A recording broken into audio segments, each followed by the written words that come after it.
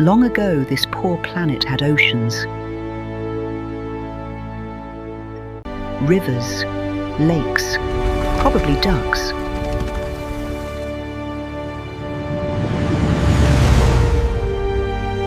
Then the water dried up, the giant animals all dropped dead, and the whole place became one enormous sandpit with bones sticking out of it. Now, as if that was not enough, two great empires decided to have a dreadful fight right above the planet. Spaceships broke apart in the sky and came crashing down like someone had dropped the best china. And that, my loves, is how scavenging became a career.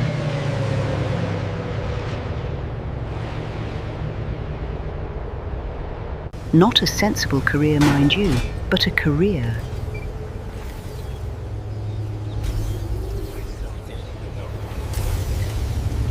Now there are proper salvagers with licenses, uniforms, manners, and forms to fill out.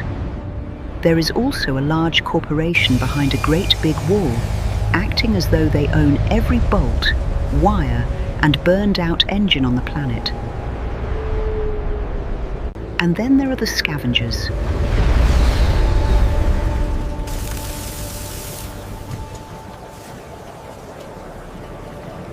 The wild ones, the clever ones.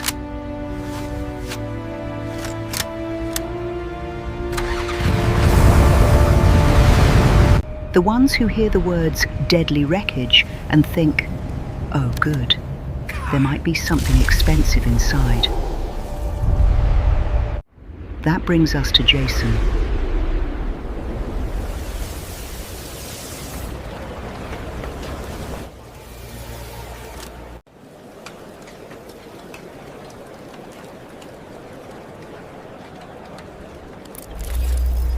"19 years old, human, stranded here since he was 13. Far too charming for his own safety. He had the sort of face that made people forgive him 2 seconds before he did something foolish again. Now, Jayson was not poor. Let's be clear about that. He had good boots, excellent equipment, and a hoverbike that cost more than most people's houses. He simply chose to earn his living, crawling through dangerous wrecks full of broken alien machinery and unpleasant creatures with too many teeth. Some boys collect stamps. Jayson collected trouble. And rare technology. Mostly trouble.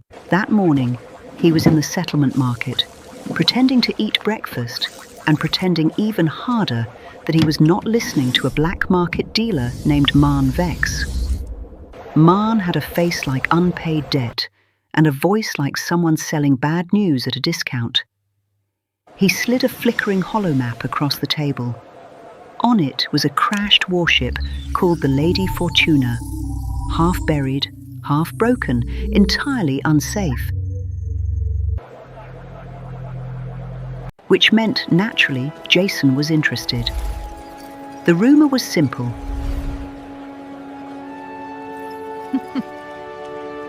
Somewhere deep inside the Lady Fortuna, in the lower engineering spine, there was a piece of unknown foreign galaxy technology, a Vey-Core Compass. Nobody knew exactly what it did. That was the exciting part. It might locate buried ship systems. It might unlock dormant alien machines. It might point toward other hidden technology.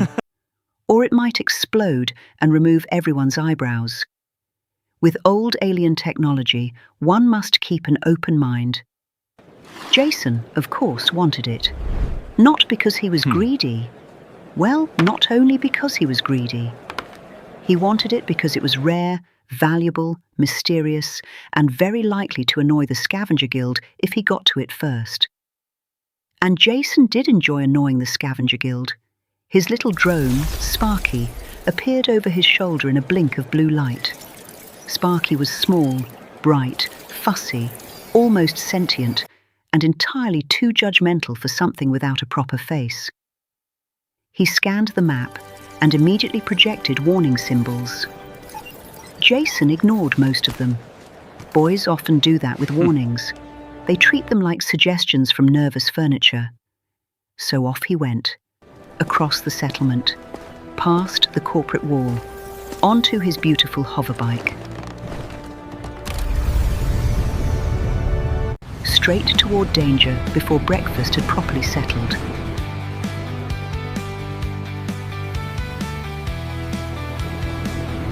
Now, on the other side of the settlement, Shayla was also looking at a map.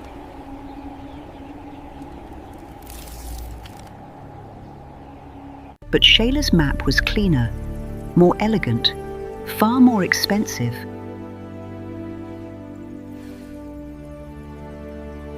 That is because Shayla was not from around here.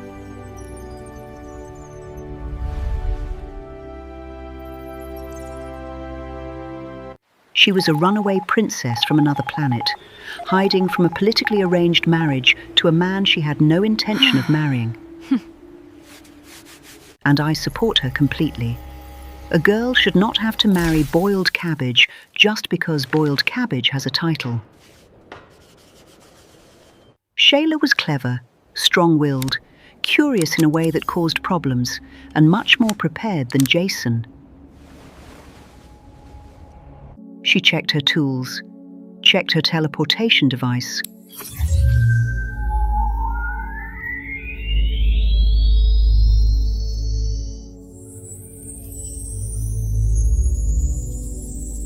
Checked her emergency supplies, checked her backup supplies, and then ignored another royal message from home.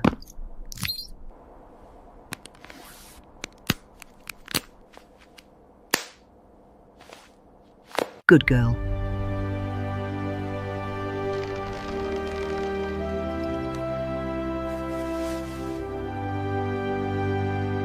She also had a very secret family device that could summon Milo, a 9-foot armored guardian troll.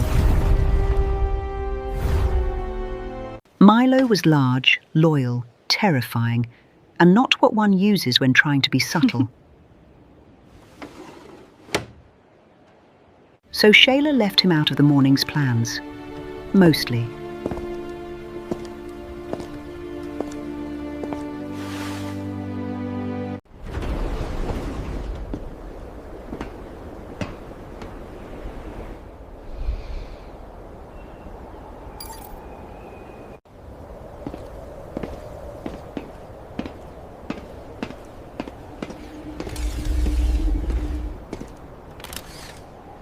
Far out beyond the settlement, the desert stretched wide and gold.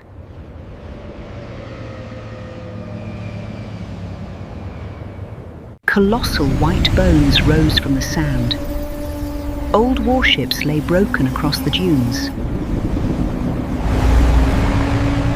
The air shimmered with heat and dust.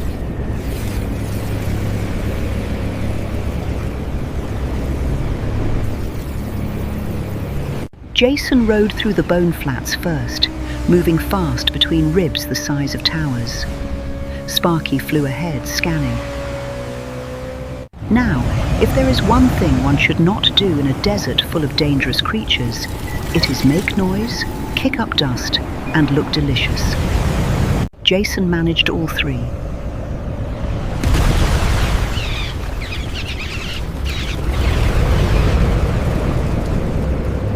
The sand burst open behind him. A pack of little armored desert beasts came tearing after his bike. Ugly little things, fast little things.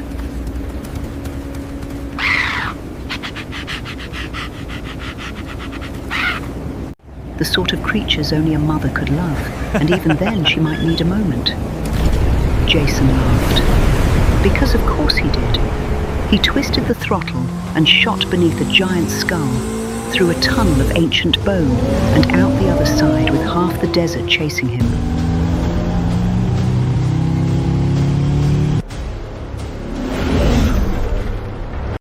Then the guild spotted him. Now the Scavenger Guild liked to think of itself as respectable. That is because bullies often enjoy paperwork. They saw Jayson heading toward the Lady Fortuna and decided he was easy pickings. They were wrong. They were not wrong often enough, in my opinion. 2 guild bikes came after him, then 3.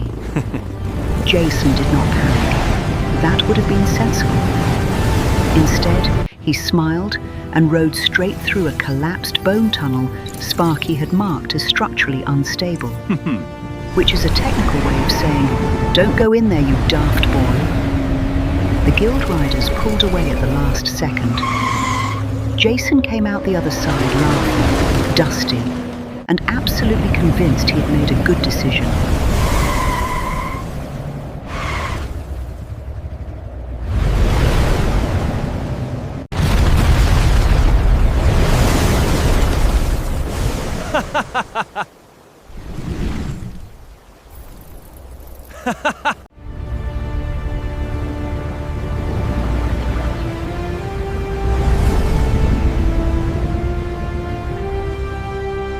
Meanwhile, Shayla took the glass dunes.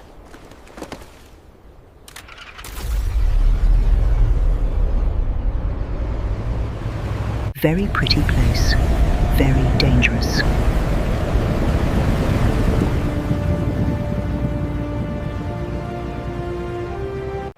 Old orbital fire had melted the sand into shining ribbons of sharp glass.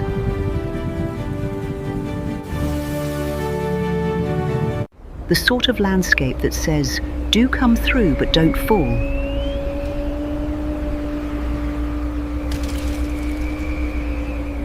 Shayla rode with precision. No showing off, no shouting, no unnecessary drama.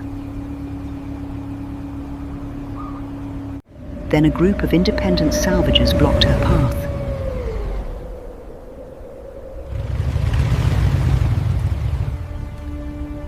They saw the nice bike, the fine gear, the pretty face.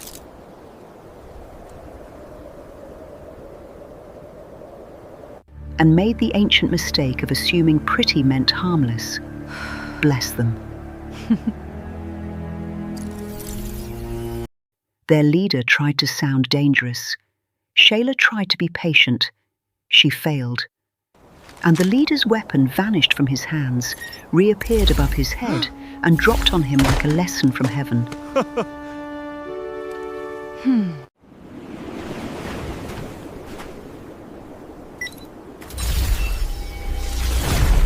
Another was neck deep in a dune. Shayla told them to rethink their tone. I like her.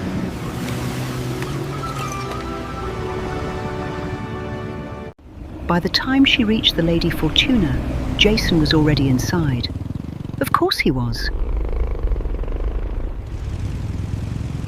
The wreck was enormous.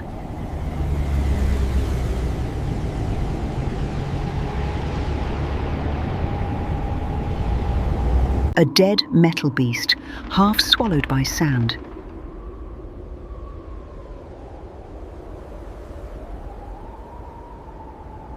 Its hull was split open.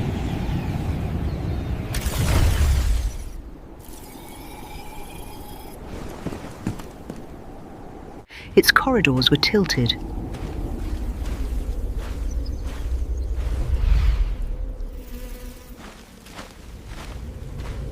Its lower decks were flooded.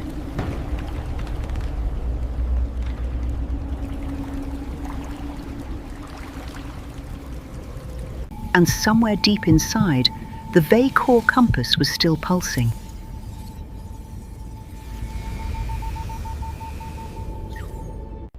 Jayson entered through a torn section of hull and told Sparky they were going to be quiet, professional, and dignified.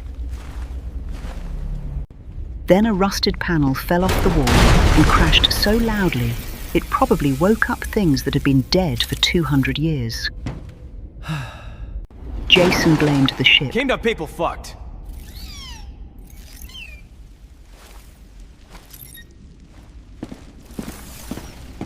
Inside, the energy trace led downward.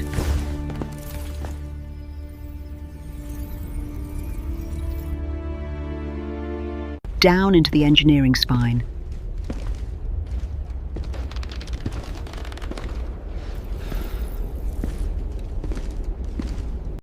Hi, I'm sorry to interrupt, but if you are enjoying the story, may I ask you to pause the video and subscribe to our channel?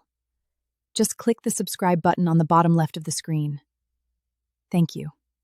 Down into darkness.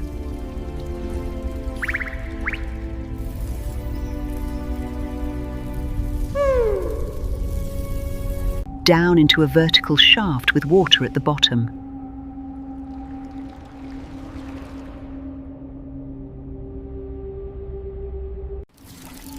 Sparky warned him.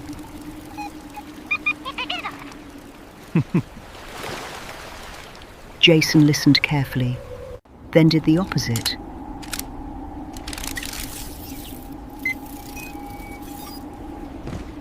He clipped onto a cable and lowered himself into the shaft.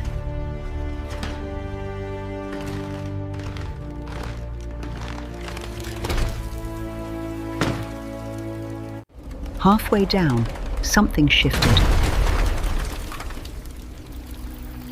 The wreck groaned. A piece of old equipment broke loose, struck the shaft wall, and knocked him down into the water below.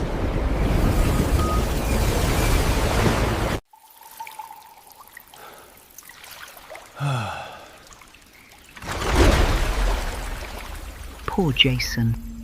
There he was, pinned beneath fallen machinery, water up to his neck, hair ruined, dignity missing, and the compass glowing just out of reach. And still, somehow trying to look charming. That is a talent.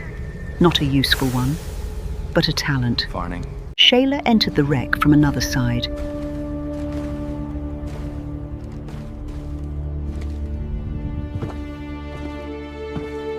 She found his trail quickly.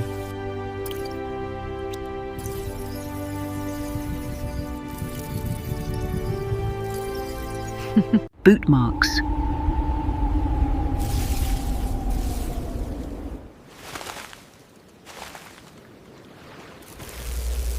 Scorch marks.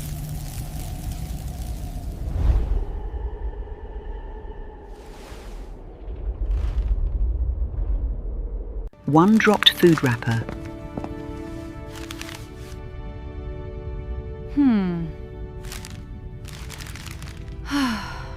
Honestly, boys leave evidence like breadcrumbs.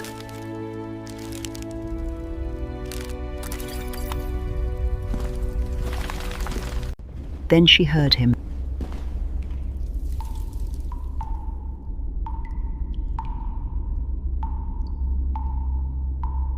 Calling up from the shaft.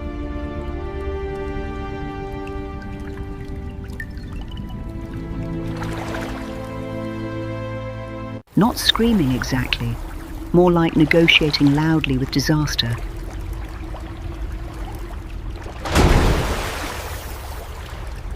She looked down.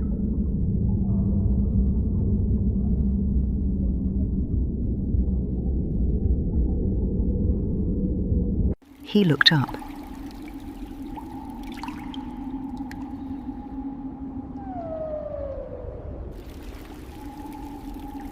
And that, my loves, was how Jayson met Shayla.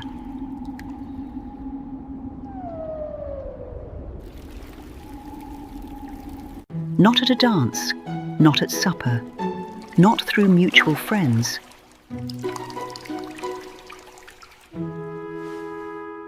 But in a flooded death shaft inside a broken warship, with one of them trapped under several tons of old machinery. Modern romance is different, I suppose.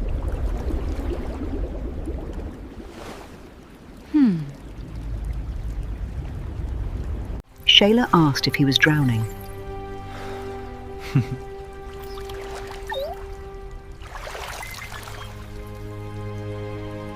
Jayson said he was negotiating with water. That boy.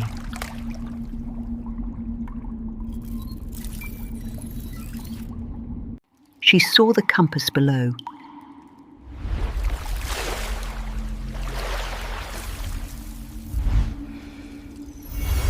She saw the machinery.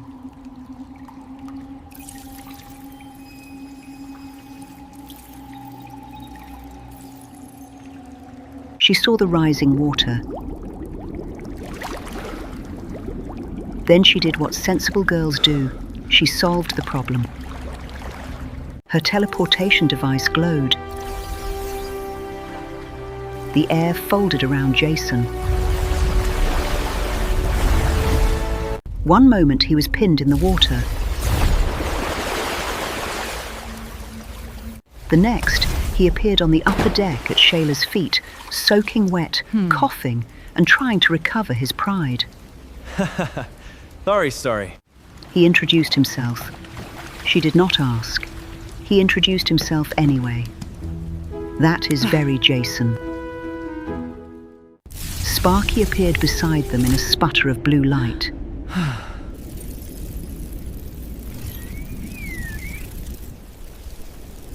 Shayla noticed immediately that this was not ordinary technology.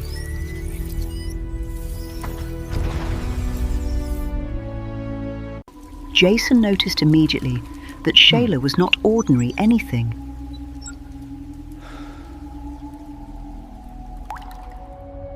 Neither of them said that out loud. They were too busy pretending not to be impressed.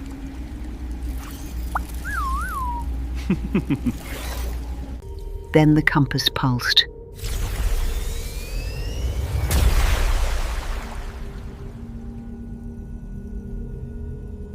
The wreck woke up.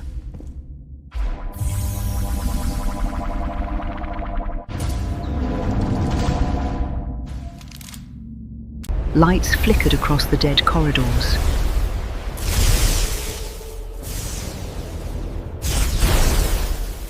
Something below them growled, because naturally the expensive thing was guarded by something wet and angry. Shayla went after the compass. Jayson objected, mostly because he was still wet and wanted to feel involved. She teleported down, grabbed the device, and vanished again, just as something pale and awful lunged from the flooded passage. It slammed into the shaft wall. The whole ship shook. Now they had the compass. Hit and miss, man. Now, sensible people, upon acquiring a mysterious alien device, would leave quietly. Jayson and Shayla did not have that option. Behind them, something wet and angry was climbing out of the shaft. Good news. I think the ship likes us. That is your good news? I'm saving the bad news for later. Just so we're clear, I was about to suggest running. I assumed. You look like a man with a lot of practice. Technically, possession is 9/10 of not being eaten. That is not a law. It should be. You had that the whole time? I was waiting for a dramatic moment. You were drowning. Too early in the story. I cannot defend him. I can only report him. The force field held, and Shayla, who had clearly decided she was now traveling with a damp idiot, teleported them past the first wave of trouble. For the record, Damp Idiot is not my official title. I can make it official.